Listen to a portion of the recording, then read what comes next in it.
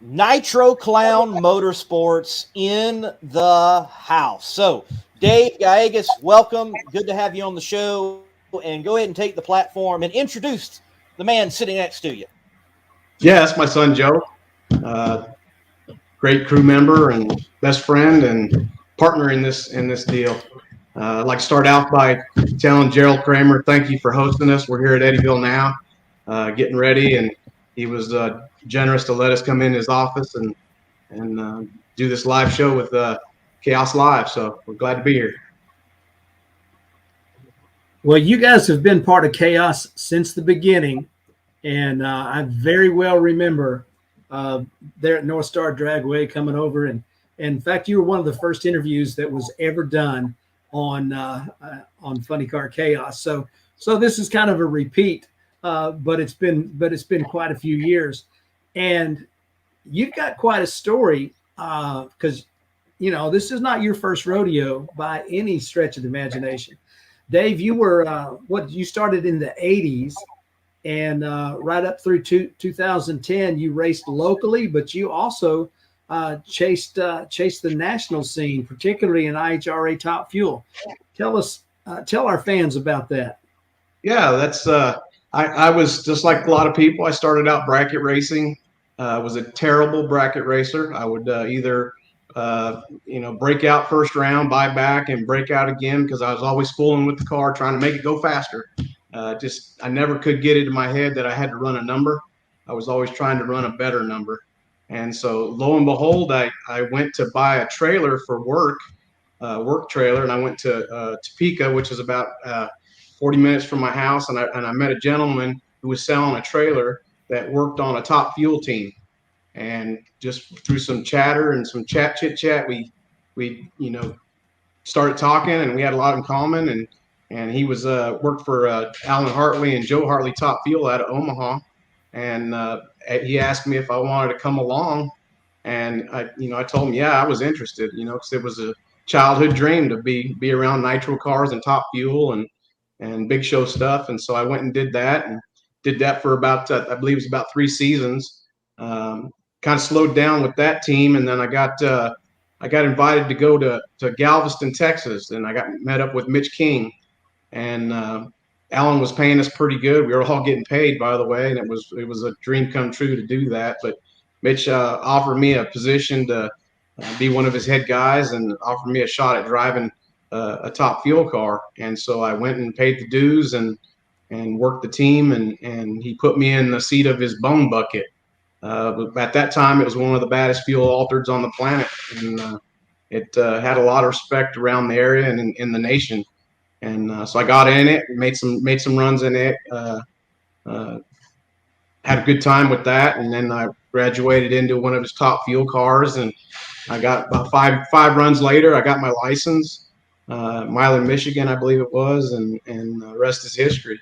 I've just been hooked ever since, and was able to drive for another team. Spencer Massey came along about then, and the story about Spencer, won an IHRA World Championship, went on to NHRA.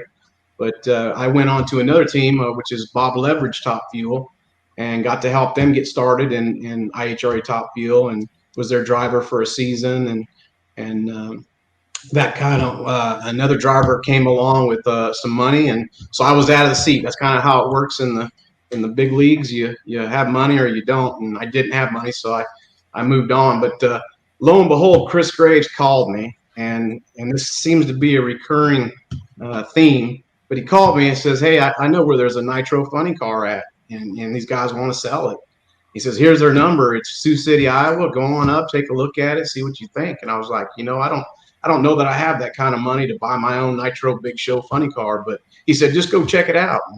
And so I drove up there, and it was these guys that were partners with Tim Wilkerson, and they had an ex-Tim Wilkerson car. And at the time, it was a 2003 Firebird, all current and ready to go. And so I went up there, and before I left, I had struck up a deal to buy a Nitro Funny car. And they were delivering it to my shop in about a month and a half. And it got delivered, and thought we were gonna, just go do it, and it didn't work out that way. The chassis became illegal, because of John Force's crash, and I think it was 2010. The NHRA banned all that tubing thickness of chassis, so everybody had to get brand new chassis. And I, as they say, cashed in the cow to buy that one. So I ended up match racing it, and later that next winter sold it to a guy in Australia and got out of it. And really believed I was done racing. I really thought I was done. I was able to, for 6 years, be out of racing. Put a couple kids through college. Got to go watch some college football, some college track. I enjoyed that with my two oldest. And then lo and behold, the guy next to me said, "Dad, we need to get him racing." He was going through my scrapbooks and said, "Man, because he was just a little kid back then, and so now he's about 15, 16, and he's going through my scrapbooks and saying, 'Hey, we can do this.'" And I'm like, "Man, I knew how much work it was. It's not about the money, it's the commitment and the work." And we had a big family meeting, and I told him, I said, "Look, let's get an alcohol car. It's not as much work and it's not as much money." And so we ended up all agreeing that was going to be the route, and we went and bought a blown alcohol altered from a guy in California, Bill Wyndham. Good car. It got delivered. We started racing with the Central State Supercharger guys. 2 seasons. Had some success. Won, I think, one event, runner up another. I think we were in top 3 or 4 every year.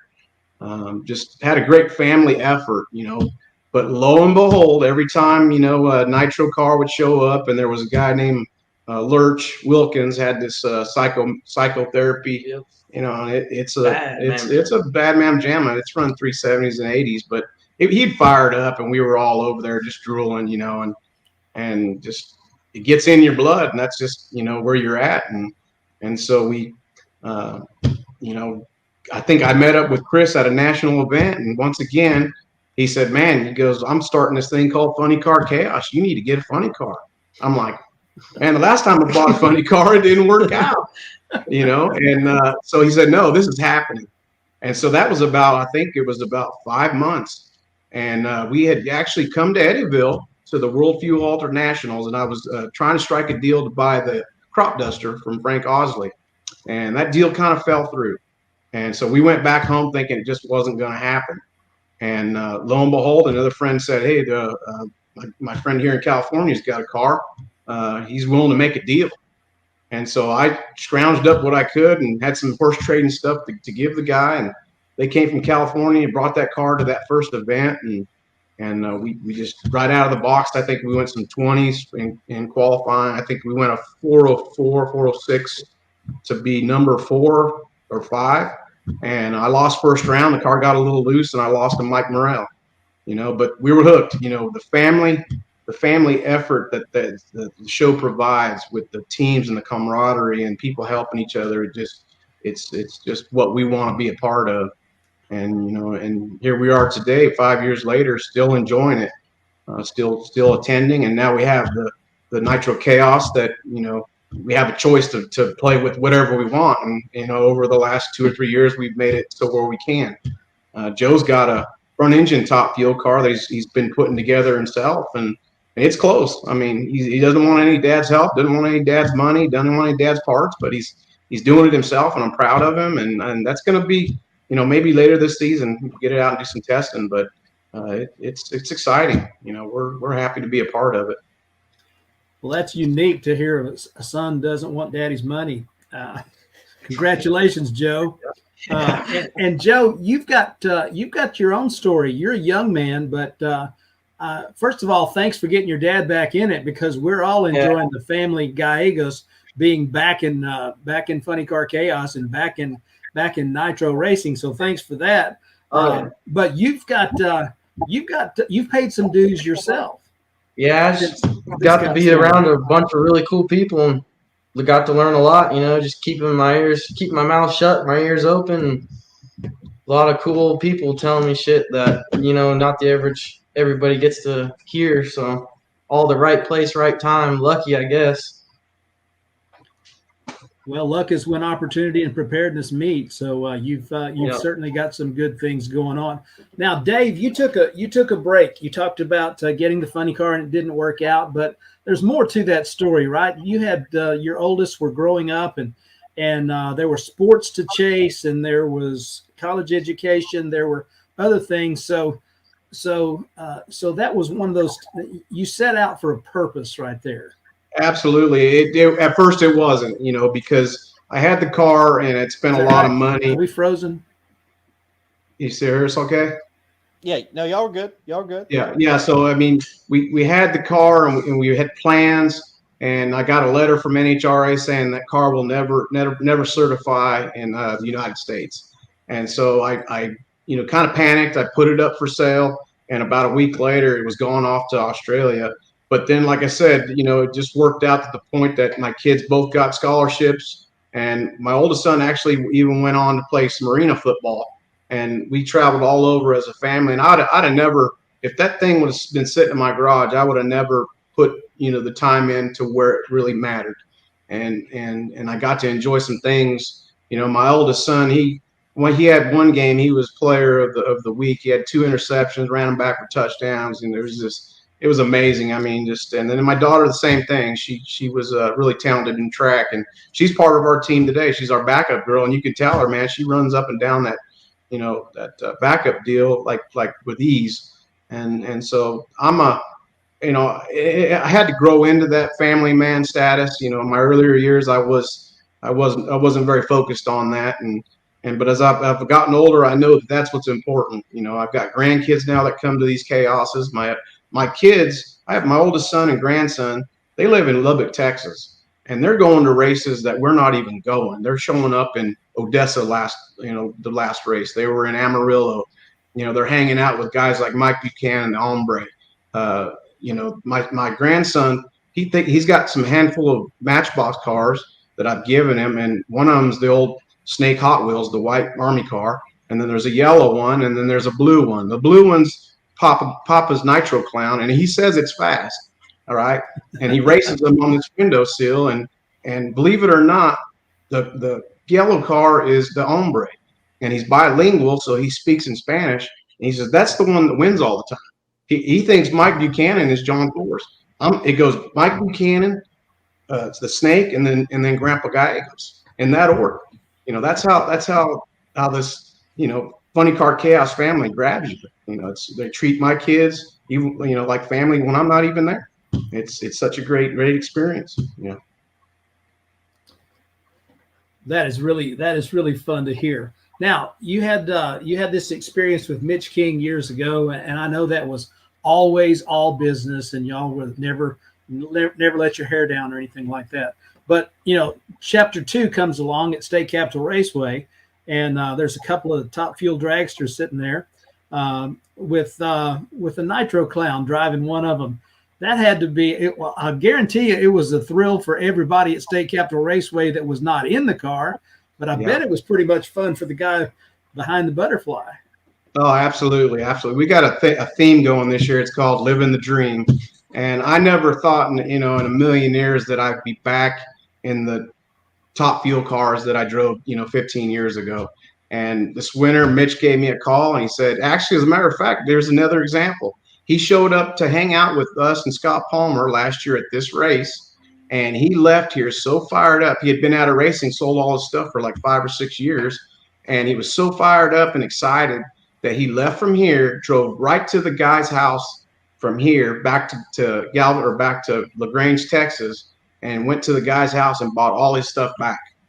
And he said, man, I'm coming out there and I'm going to get the bum bucket back and we're going to come race with you guys.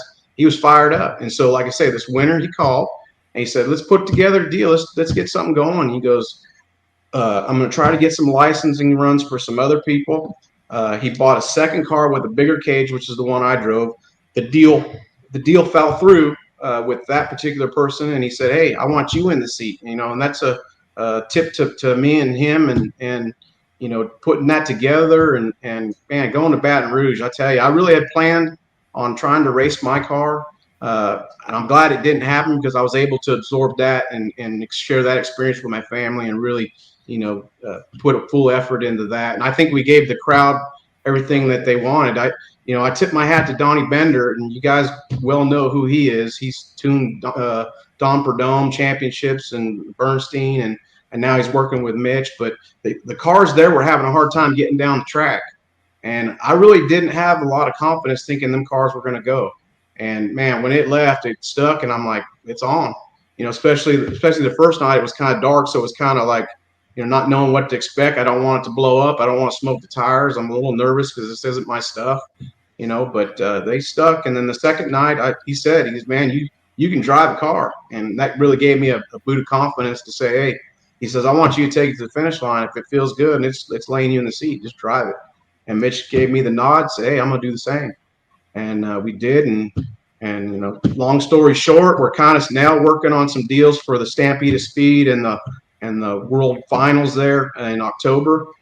We might be doing some licensing runs. I know he's going to match race, I think, Scott Palmer on that Monday night. He wants me to get an NHRA license. And so we're going to work on that and see what comes up. And you just never know. You just never know. I'm excited to go chase this Funny Car Chaos deal as much as we can. We're kind of limited to our mid states, the middle of the United States.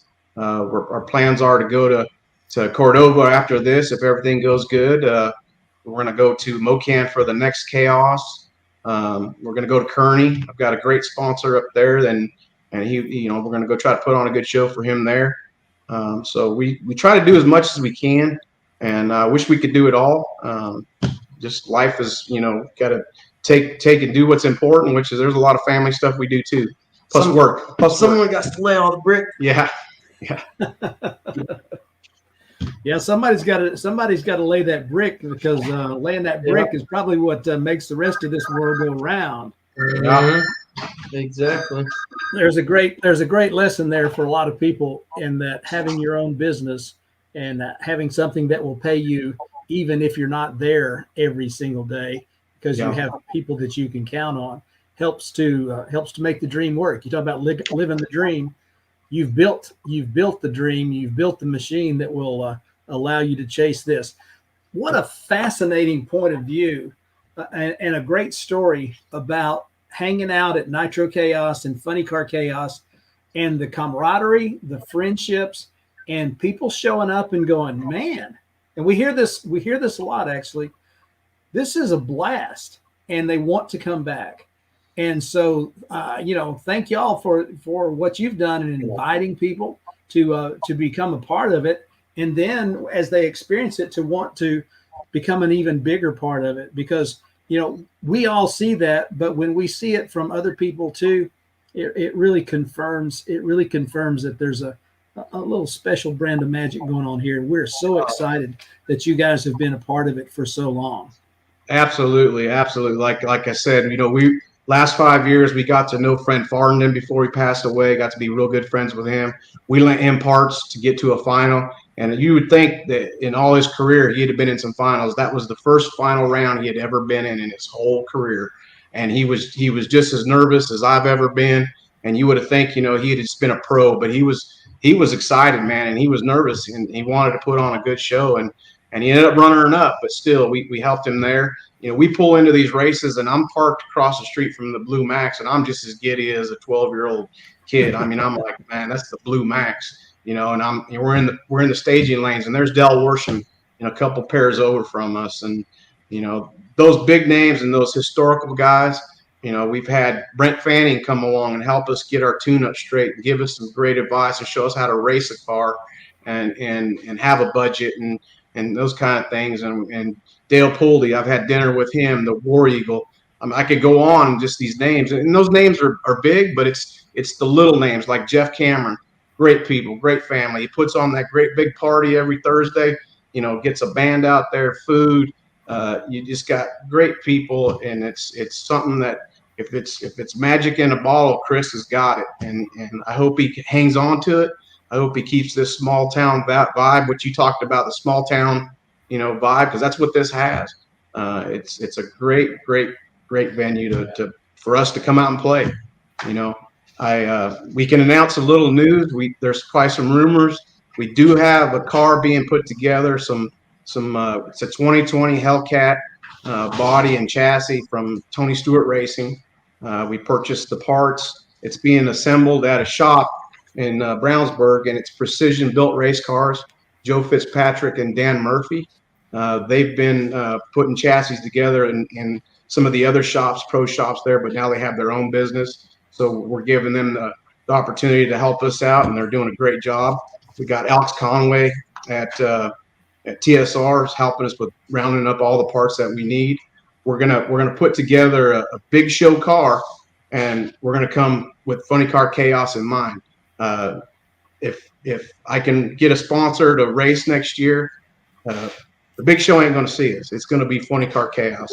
I want to win one of these. I really do. And it's coming. It's coming. You know, we've got great people helping us out, and a great crew, great camaraderie with our crew has really gelled together. We've got Randy Remy and Veronica Remy, a.k.a. Shaggy. He's come on this year, helping us out. Adib Bustos, he does all our media stuff. He's got videos on the YouTube now that got like 80,000 views. Yeah. You know, it's amazing. You know, we got 80,000 people watching us, and so we're excited. We're real happy to be here. That is great, Joe. You've been doing some driving.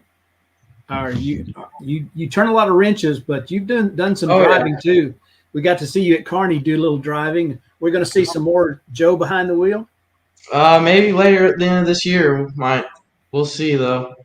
When we had the alcohol car all put together, we were getting a bunch of laps in. My dad said I was a little too hard on it, burn it up a little bit. So we kind of pushed it in the back shop of the corner, and main focus is the funny car, just getting down more laps down the track, and more times you go, the more you learn, the faster it goes. So that's what we've been all of our concentration has been on, just the funny car and the fuel altered, and building my car too at the same time. So we got a lot of stuff on the burner right now, probably too much more than what we need, but you know how that goes.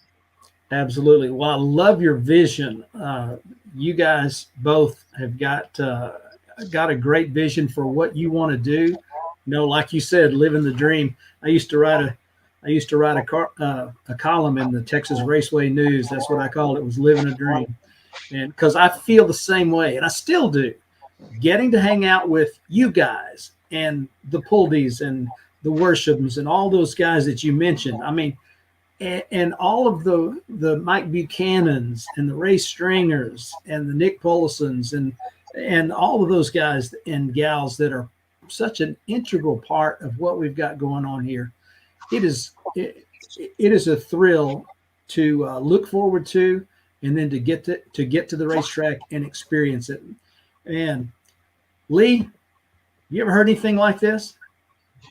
Well, yes, because it's good news, and I've heard good news before that they're doing all that they are doing, and we're going to be seeing them soon. And what a wonderful story of out and in and back and family in drag racing and experiencing it all.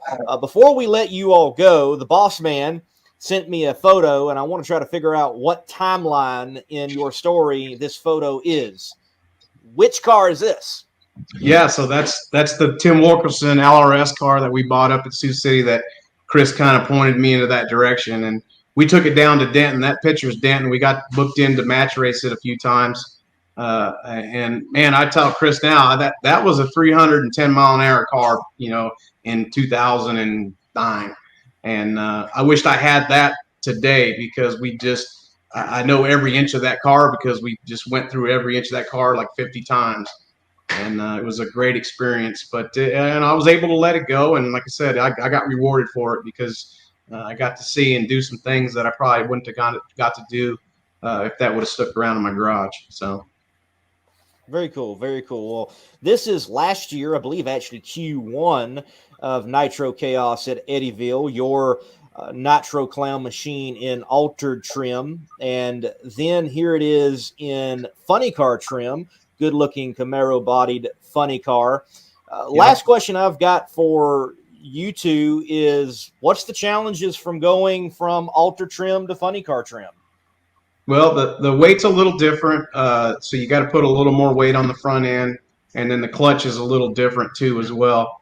It reacts different, but other than that, it's pretty much the same parts and pieces. It's just fine tuning and finding that happy spot of how the body and the chassis wants to react.